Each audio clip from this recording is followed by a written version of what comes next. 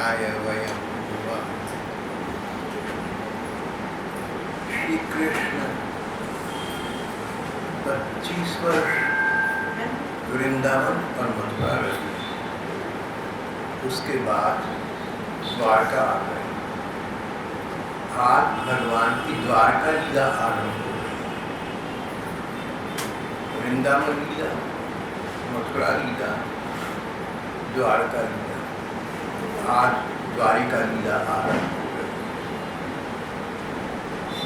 श्री भगवान द्वारका आए, सभी यदुवंशी द्वारिका आ गए थे। सारा यदुवंश यहीं बस गया था। सब संपर्क संबंध यहाँ द्वारका ही तो हो गए थे। जरासंध का वध करने के पश्चात श्री कृष्ण के द्वारकावास की पहली लीला उनका पहला विवाह है। हमारे विद्वान इतिहासकार कहते हैं, जिन्होंने पुराणों का विशद अध्ययन किया, इस प्रकार के शास्त्रज्ञ महात्मा कहते हैं कि श्री कृष्ण 25 वर्ष की आयु तक वृंदावन मथुरा रही थी। उसके पश्चात कुछ अन्य कृत्य उन्होंने संपन्न किए। अब वे लगभग 30 वर्ष के हो रहे थे। लगभग 30 वर्ष के श्री कृष्ण का विवाह का प्रश्न उठा। श्री कृष्ण द्वारका आ गए थे। द्वारका आजकल का गुजरात। गुजरात के पड़ोसी महाराष्ट्र में भीष्मक नाम के एक राजा राज करते थे। उनकी बेटी का नाम रुक्मिणी था। दोनों पड़ोसी प्रदेश के सदस्य हुए। कहते हैं रुक्मिणी जी साक्षात श्री लक्ष्मी जी का अवतार थे। श्री कृष्ण विष्णु है तो रुक्मिणी लक्ष्मी है। उनका विवाह तो फिर स्वयं होना ही है। Marriages are made in heaven, solemnized on the earth। जब अंग्रेजी के काव्यकार शेक्सपियर ने वाक्य बोला तो क्या जानता था कि श्री कृष्ण और रुक्मिणी इसका उद्घाटन कर चुके हैं। रुक्मिणी श्री लक्ष्मी जी का रूप, श्री कृष्ण साक्षात भगवान विष्णु। श्री कृष्ण द्वारिका आ गए और उसमें राजा भीष्म की बेटी रुक्मिणी रहती थी। यात्रियों का आना जाना बना रहता था। साधु संत एक स्थान से दूसरे स्थान पर तीर्थ यात्रा के लिए पर्यटन किया करते थे। रुक्मिणी के सौंदर्य की चर्चा संपूर्ण थी। रुक्मिणी परम सुंदर थी। श्री कृष्ण के गुणों की चर्चा चहुंपुर थी। रुक्मिणी जी ने श्री कृष्ण के गुणों का वर्णन सुना तो मन में आया कि घर वाले मेरा विवाह इन सर्वगुण संपन्न श्री कृष्ण ही के साथ कर दे तो अच्छा। मन में चिंतन करते रहो किसी बात का तो गहरा प्रभाव पड़ जाता है। मन तो धूप हो जाता है, उसी की कामना में अभिनिविष्ट हो जाता है। रुक्मिणी के साथ जैसे जैसे समय यापन होता गया यही कुछ हुआ। उनके मन में श्री कृष्ण की मंदिर मूर्ति स्थापित हो गई और ऐसा समय आ गया जब श्री कृष्ण के अतिरिक्त अन्य कोई पुरुष वरण्य उन्हें मिलता ही न था। या तो श्री कृष्ण से विवाह होगा या नहीं होगा। वन और नन। राजकुमारी रुक्मिणी का ये विरत हो गया।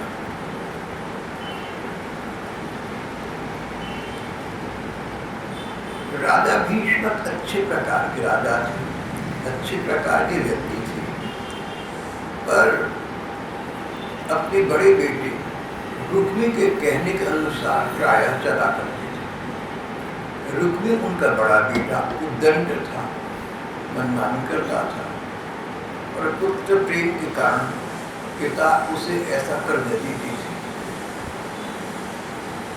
उस युग के दुष्टों में जैसे एक कंस था, एक जरासंध था, इस प्रकार एक इनका साथी शिशुपाल था। रुक्मिणी का भाई रुक्मी चाहता था कि श्री कृष्ण के स्थान पर बहन रुक्मिणी का विवाह शिशुपाल के साथ हो जाए। जब उसे पता लगा कि बहन तो श्री कृष्ण को चाहती है, तो उसने सोचा इससे पहले कि इसकी चाहत कोई व्यावहारिक रूप ग्रहण कर सके, शीघ्र से शीघ्र अपनी बहन का विवाह शिशुपाल के साथ कर दे। शिशुपाल के साथ विवाह की सब तैयारियां हो गई और ऐसा लगा कि अब तो वो समय बस आ ही गया है।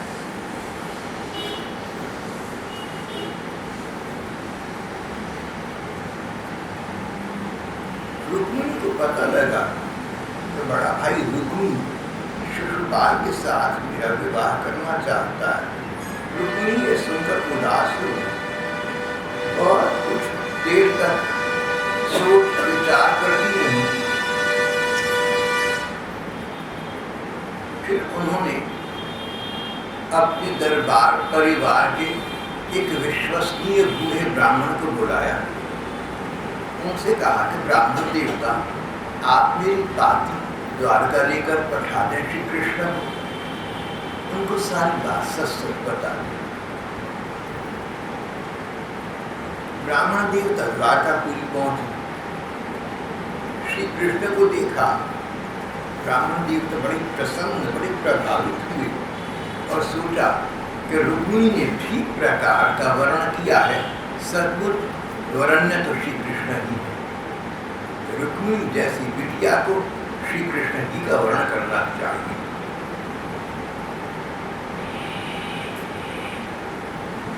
श्री कृष्ण ने ब्राह्मण देवता से मिलकर पूछा, ब्राह्मण, मैं आपकी क्या सेवा करूं?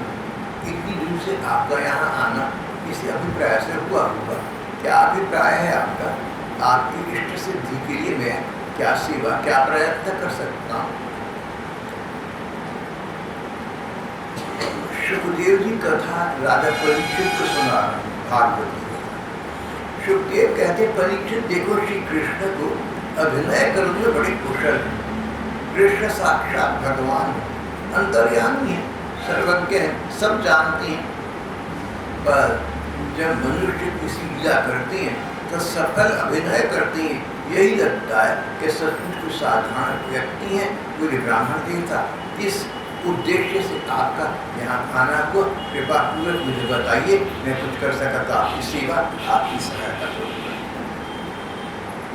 ब्राह्मण देवता ने सारी बात श्री कृष्ण को कह सुनाई और फिर रुक्मिणी का संदेश दिया।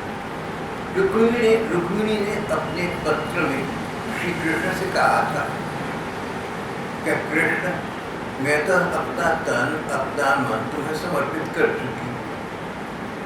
इसके अतिरिक्त मैं और क्या कर सकती हूँ?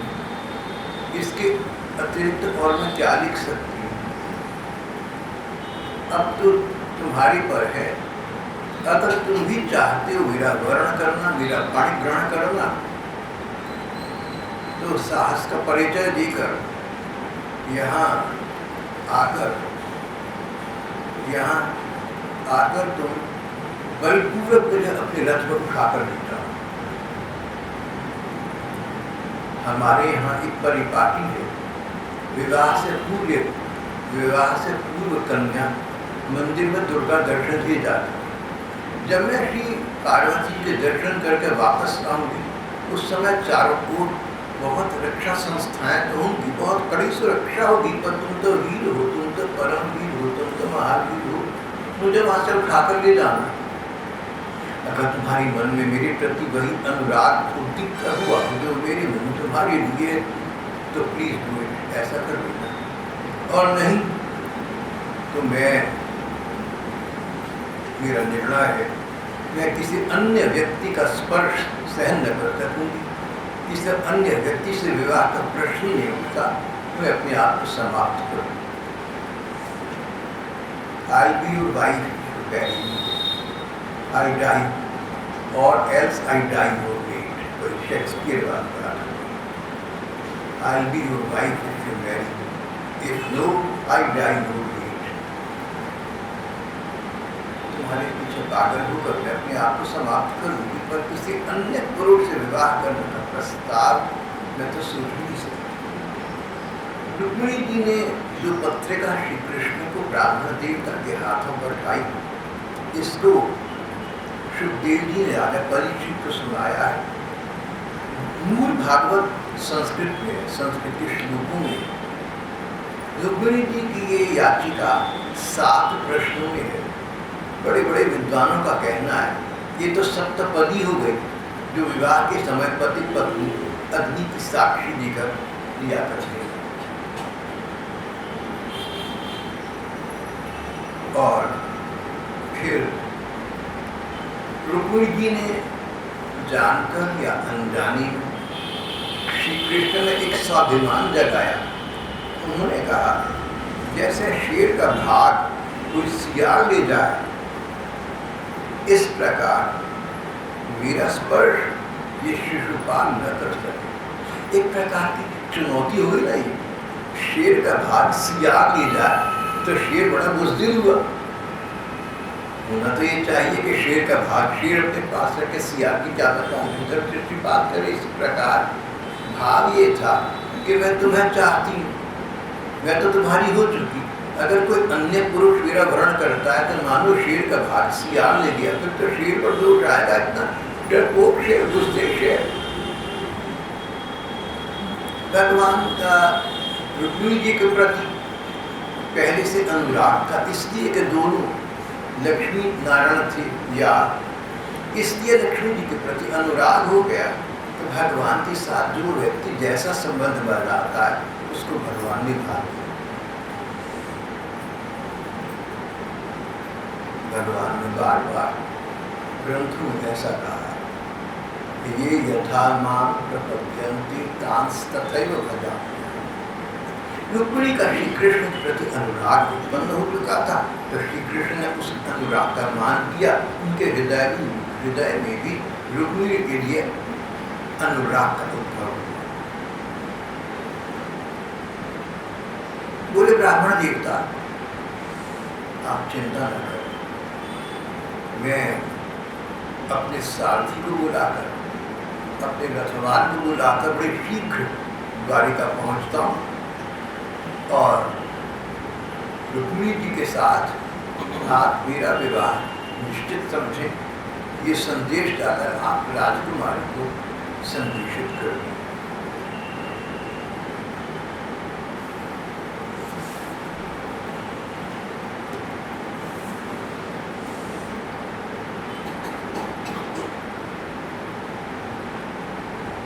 श्री कृष्ण जानते थे कि शिशुपाल उनसे द्वेष करता है, जानते थे कि ये कंस का पक्षधर है, कंस का कृष्ण के हाथों वध हो चुका है। ये तो श्री कृष्ण से द्वेष करता है, श्री कृष्ण से ईर्ष्या करता है। वे तंडा खड़ा कर देगा, कोई ना कोई जमींदार झंझट खड़ा करेगा। श्री कृष्ण रथ पर सवार हुए, बहुत सी सेना अपने साथ ही और द्वारका पहुंचे। आंध्र देश से, गुजरात से विदर्भ देश पहुंचे, महाराष्ट्र पहुंचे।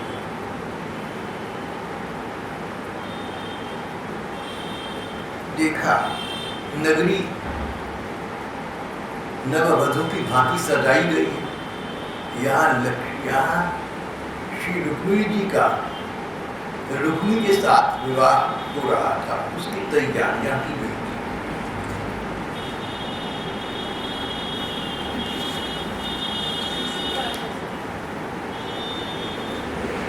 शिशुपाल के साथ ही दादा सो भी जानते थे कि श्री कृष्ण आ सकते हैं, चमत्कारी हैं, कुछ वितंडा हो सकता है। वो व्यक्ति सेनाएं ले लेकर यहाँ पहुंचे हुए थे।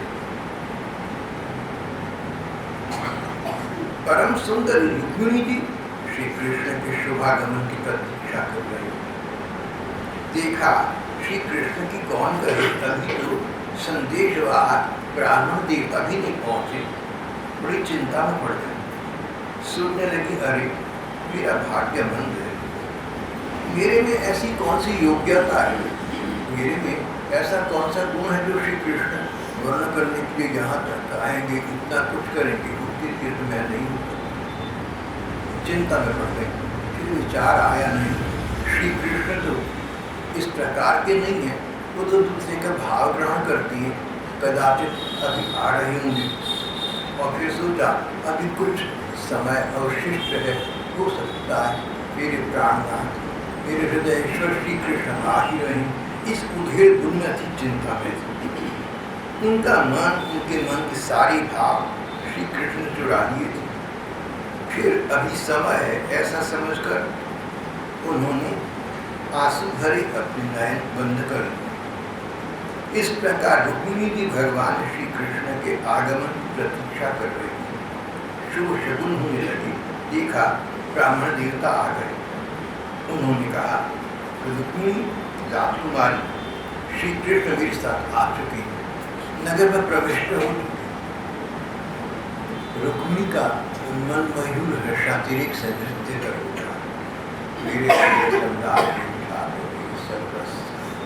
मेरे लिए इतनी दूर से यहाँ तक आई है, मुझे ले जाने के लिए आई है। पुलकित हो गई, प्रसन्न हो गई, मन ब्रह्मानंद में मग्न निबद्ध हो गया।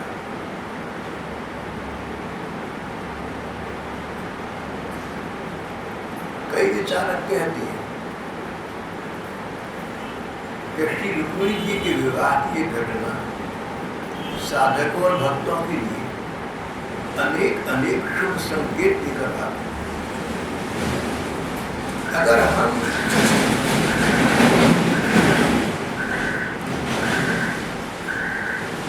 अगर मनुष्य मन से भगवान का वर्ण कर ले, भले ही भगवान की प्राप्ति के साधन न जप, न तप, न तीर्थ, न सत्संग, भगवान को पाने के लिए धर्म ग्रंथों में जो साधन लिखे गए एक भी न हो, पर मन चाहता तो हो एक बात से कृष्ण, इतना चाहता हो कि या तो श्री कृष्ण या कोई भी। इस प्रकार का अनन्य अभिनिवेश, अनन्य अन्य कोई बीच में न आए, मनोभाव देखकर श्री कृष्ण इस प्रकार के साधन ही व्यक्ति को भी अपना लेते हैं। सर्व साधन हीनस्य पराधीनस्य सर्वथा पापहीनस्य दीनस्य कृष्णेव गतिर्मम।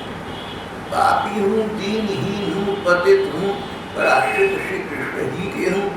अगर श्री कृष्ण के हम अनन्यता से आश्रित हैं, सच्चे मन से आश्रित हैं, उनके कृपा प्रसाद की प्रतीक्षा करते हैं, बाट होती है, तो वे ठाकुर विलंब नहीं। श्री कृष्ण श्री रुक्मिणी जी की प्रतीक्षा को जाना समझा। वे तो नगर में प्रवेश कर चुके थे। ब्राह्मण देवता से शुभ संवाद राजकुमारी को मिला। उनका हृदय आनंदातिरेक से भर गया। राजा भीष्म ने सुना कि कृष्ण बलराम आई हैं तो सोचा कि कहीं से पता लगा होगा कि मेरी बिटिया की शादी है, तो घर का अपने को सदस्य समझकर मेरे उनके अच्छे संबंध हैं, इसमें सम्मिलित होने के लिए, इस आनंदोत्सव भाग लेने के लिए आई। रुक्मिणी के पिता ने ऐसा समझा कि श्री कृष्ण इस आनंदोत्सव में भाग लेने के लिए आए होंगे। ये न समझा कि जिसका वो भाग है उस पूरे को लेने आए। उनको तो विचार न आया। उन्होंने भगवान का बड़ा सम्मान किया, भक्त हृदय थे, गुण थी। नगर निवासियों ने श्री कृष्ण को आई देखा तो नगर भर में श्री कृष्ण चर्चा आरंभ हो गई। नगर निवासी कहने लगे, अरे ये कृष्ण बलराम, सुना है ये पहले वृंदावन थी, वहाँ से मथुरा पहुंची, अब मथुरा से यहाँ द्वारका आ गई, द्वारका से यहाँ कुंडिनपुर, हमारे इस राष्ट्र में आ गई हैं। इन श्री कृष्ण की हमने जो कथाएं सुनी थी, इनके जो गुण सुनी थी, इनका जो वर्णन सुना था, वो तो बहुत कम था। देखने पर पता लगा ये तो बहुत अधिक मनोमुग्धकारी है। और फिर नागरिक चर्चा करने लगे, हमारे राजा भीष्म को चाहिए कि अपनी बेटी अभी भी क्या बिगड़ा इन श्री कृष्ण से विवाहित कर दी।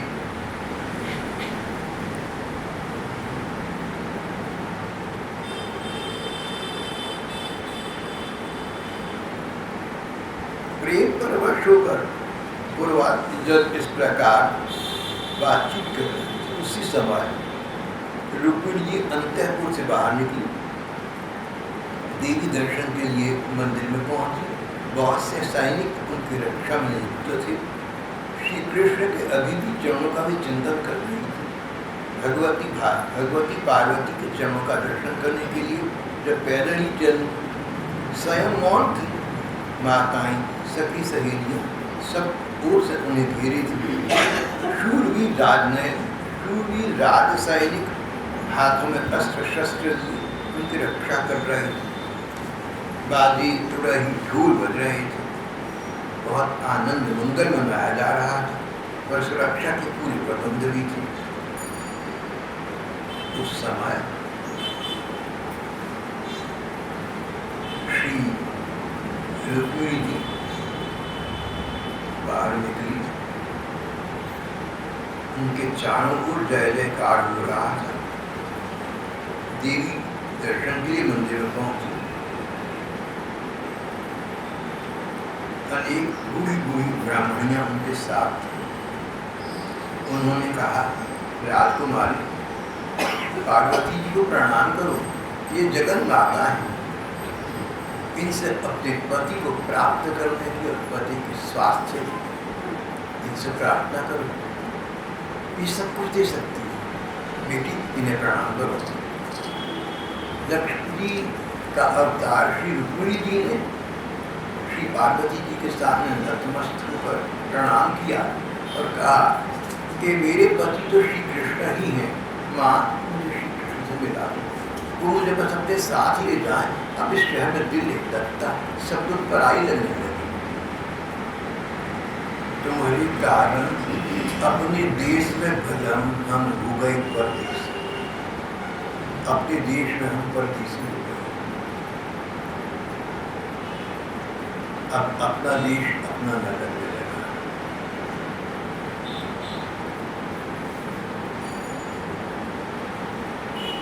उन्होंने जगन माता से श्री कृष्ण ही को मांग लिया। भूयान पतिर्वे श्री कृष्ण भगवान तदनुमोदता। माँ, मैं आपको बारंबार प्रणाम करती हूँ, आशीर्वाद दीजिए, मेरे अभिलाषा पूर्ण हो। श्री कृष्ण ही मेरे पति है, भगवान श्री कृष्ण मेरे पति। शब्द प्रयोग किया रुक्मिणी जी ने, भगवान कृष्ण। जानती थी कि भगवान है, मानव में केवल लीला करना। फिर अंबिका देवी की पूजा की, विधिवत पूजा की। एक सखी का हाथ पकड़कर मंदिर से बाहर निकली। रुक्मिणी जी बड़े बड़े वीरों का भी मन मोहित करने वाली थी, बहुत सुंदर थी, अंग अंग से सौंदर्य ढाक रहा था। किशोर और तरुणावस्था की संधि में स्थित थी। उनको देखकर न जाने कितना का मन चंचल हो उठा। होठों पर मनोहर मुस्कान थी। राजहंस की गति से चल रही थी।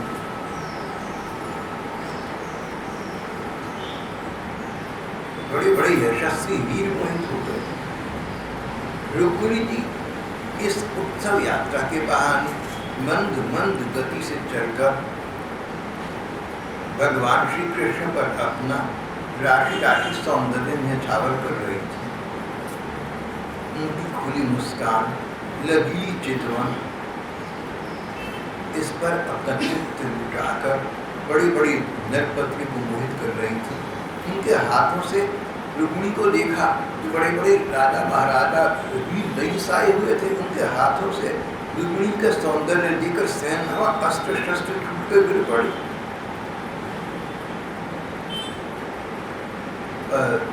रुक्मिणी के मन में तो एकमात्र श्री कृष्ण मन में थी प्रतीक्षा, बस अब आ रहे होंगे कृष्ण, मैं दुर्गा दर्शन करके वापिस जा रही हूँ, मैंने लिखा था मुझे यहाँ से उठाकर ही जाना, किसी भी क्षण आ रहे होंगे मेरे प्राणधन, मुझे उठाकर स्वयं भी जाएंगे।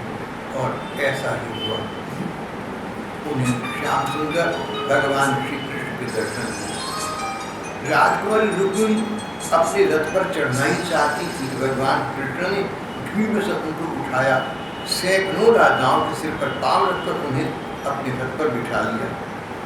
उसके बाद जैसे शेर सियारों के बीच में से अपना भाग ले जाए, ऐसे रुक्मिणी जी को लेकर वहां से चल पड़े।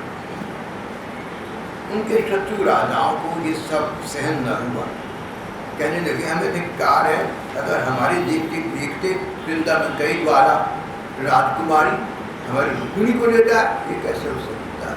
अरे ये कृष्ण वही द्वारा है, वृंदावन में धेनु बजावत, घंटी बजावत, गाय चराता था, बंसी बजाए जंगल में, और क्या था। इसकी तक धोबी ने अकल शिकानी करी थी, जाकर राजा के कपड़े मांग रहे, बोले अरे ग्वालों तुमने कभी कपड़े देखे भी हैं जो मांगते हो? कि वही कृष्ण है, बहुत समझ रहा है अपने आप, हम राजा लोग इसका मुकाबला करेंगे, इसको समाप्त करेंगे, इसको पराजित करेंगे, और अपनी अपनी धनुष लेकर भगवान कृष्ण के पीछे दौड़े।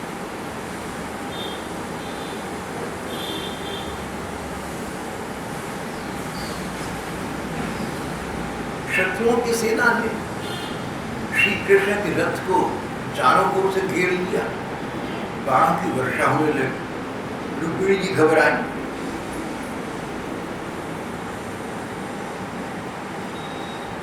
पर श्री कृष्ण ने देखा रुक्मिणी भयभीत हो गई।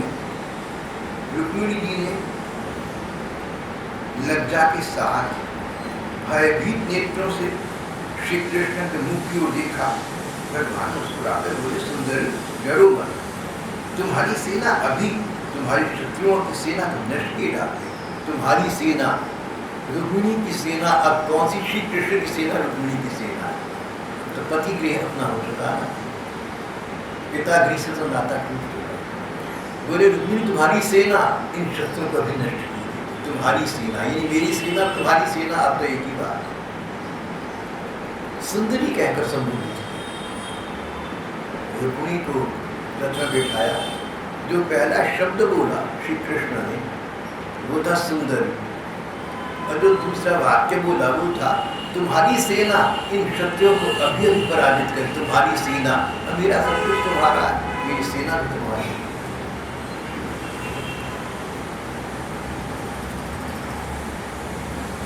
और देखते देखते सचमुच यदुवंशियों ने शत्रुओं की सेना तहस नहस कर डाली।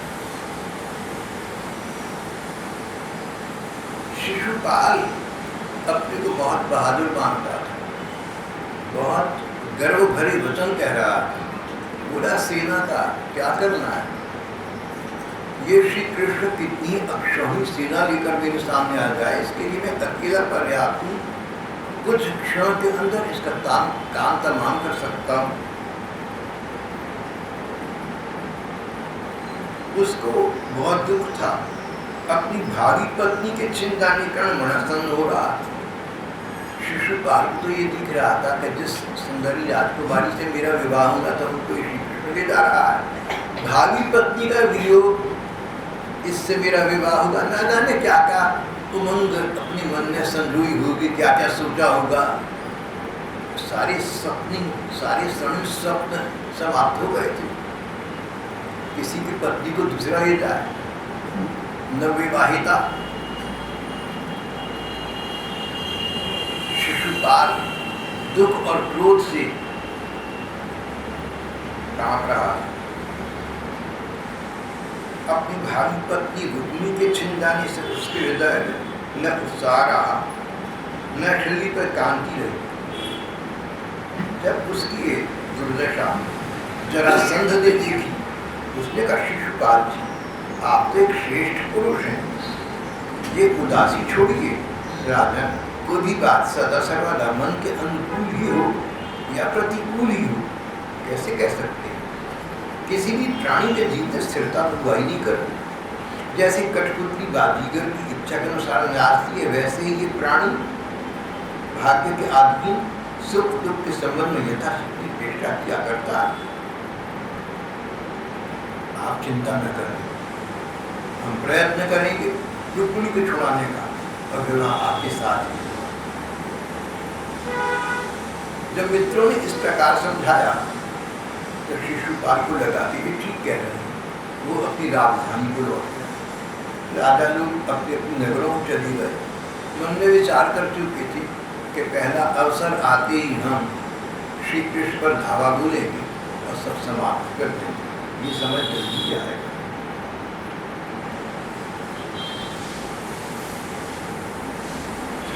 रुक्मिणी को ये बात बिल्कुल सहन न हुई कि मेरी बहन को श्री कृष्ण हरकर हुई था और उसके साथ जाकर विवाह करें।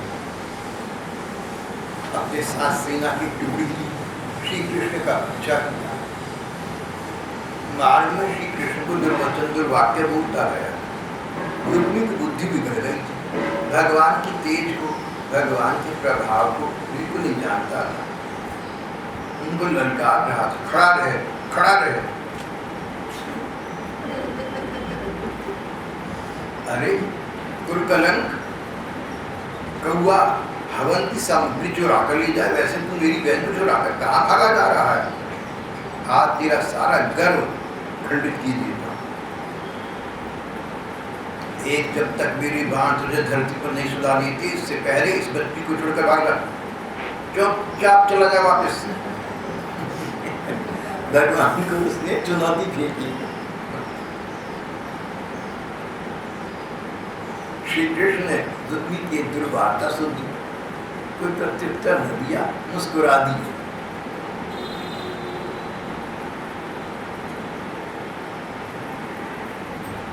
दोनों के बीच युद्ध हुआ, भयंकर युद्ध हुआ। श्री कृष्ण ने रुक्मिणी के ढाल तलवार को तिल-तिल करके काट दिया। उसको मारने के लिए हाथ में तीखी तलवार निकाली। रुक्मिणी जी ने देखा कि ये तो हमारे भाई को मार डालना चाहते हैं। वे भय से विभ्वल हो। पहले कह रही थी कि भाई से मुझे बचाओ, अब कह रही इस भाई को बचाओ। मन है ना, भाई के प्रति प्रेम भी है और श्री कृष्ण के प्रति अनुराग अनन्य, सो ठीक है, दोनों बातें साथ साथ चलती है। मानव जीवन इस प्रकार की विडंबनाओं को ग्रासित बना रहता है। प्रियतम पति श्री कृष्ण के चरणों में उन्होंने माथा टिका दिया। करुण स्वर में कहा, मेरा राज्य देव, आप परम बलवान हैं, कुछ भी कर सकते हैं। हम तुम नारस कल्याण रातरम महाभुजा, लेकिन मेरे भाई का आप वध करें, ये आपके लिए शोभनीय नहीं होगा। रुक्मिणी बहुत घबराई। भगवान ने रुक्मिणी को मार डालने का विचार छोड़ दिया। फिर भी रुक्मिणी उनके अनिष्ट की चेष्टा से विमुख न हुआ। तब भगवान ने उसको उसी के दुपट्टे में बांध दिया और उसके सिर के बाल मूंड कर कई जगह से उसके बाल काट कर उसे अद्भुत कुरूप बना दिया। रुक्मिणी दुपट्टे से बंधा हुआ अद्भुत अवस्था में पड़ा हुआ था। बलराम जी ने देखा तो उसके बंधन खोल दिए, उसे छोड़ दिया। बोले, कृष्ण तुमने अच्छा नहीं किया, हम लोगों के लिए बात शोभा नहीं दी। अपने संबंधी की, अब तो संबंधी तो हो गया था, पत्नी का भाई, अपने संबंधी की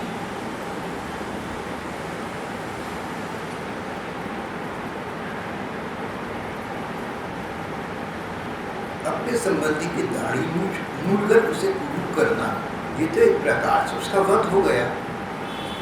ऐसा नहीं करना चाहिए। फिर रुक्मिणी को संबोधित किया, बोले, साध्वी तुम बुरा मत मानना, हमें ऐसा करना पड़ा है। जीव को सुख देने वाला कोई दूसरा नहीं, अपने कर्मों का सबको फल भोगना पड़ता है। फिर श्री कृष्ण बोले, कृष्ण यदि अपना सगा संबंधी की वध करने का अपराध करे तो भी अपनी समृद्धि के द्वारा उसका मारा जाना उचित नहीं, उसको छोड़ देना चाहिए। ये तो अपने अपराध से स्वयं ही गिर चुका, मरे को क्या मार लो। फिर रुक्मिणी से बोली, साध्वी ब्रह्मा जी ने क्षत्रियों का धर्म ऐसा बना दिया कि सगा भाई भी अपने भाई को मार डालता है, अन्याय नहीं कर पाता। फिर बोले, कृष्ण जो लोग धन के मत से अंधे हो रहे हैं और अभिमानी हैं, उनको इस कारण भी अपने बंधुओं का इस प्रकार तिरस्कार करना उचित नहीं है। जब एक बार तो श्री कृष्ण को समझाते, दूसरी बार रुक्मिणी को समझाते। रुक्मिणी जो छोटी भाभी मान बन चुकी थी।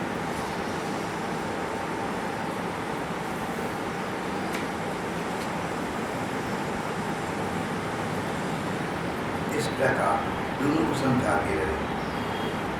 श्री कृष्ण ने कहा, बड़ी भैया से कहा, आप ठीक है। उन्होंने रुक्मिणी की सेना उसके तेज का नाटक हो चुका था, केवल प्राण बच रहे थे, उसको अपमानित करके अब छोड़ दिया, उसको जीवन क्षमा कर दिया।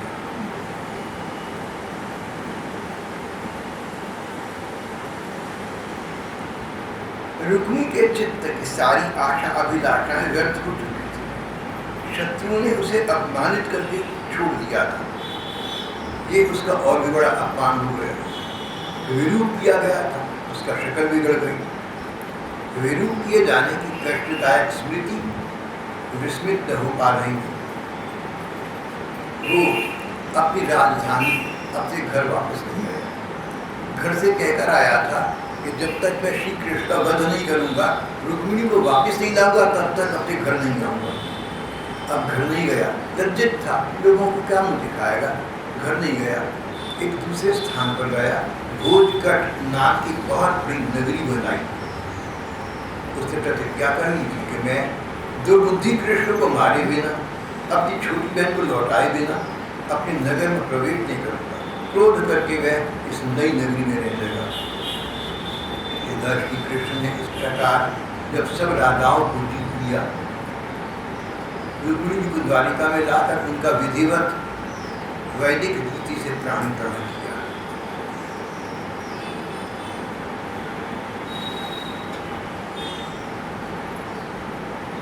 उस समय द्वारकापुरी में घर घर में बड़ा उत्सव मनाया जाने लगा। वहाँ के सभी लोग श्री कृष्ण के प्रति अनन्य प्रेम रखते थे, इसलिए घर घर में श्री कृष्ण के विवाह का आनंद उत्सव मनाया जा रहा था।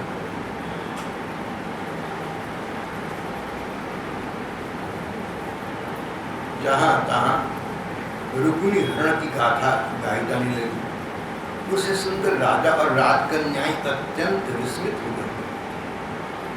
सुखदेव जी अंत में कहते हैं, परीक्षित, भगवती लक्ष्मी जी को रुक्मिणी के रूप में साक्षात लक्ष्मीपति भगवान कृष्ण के साथ देखकर द्वारका के नगर निवासियों को परम आनंद हुआ।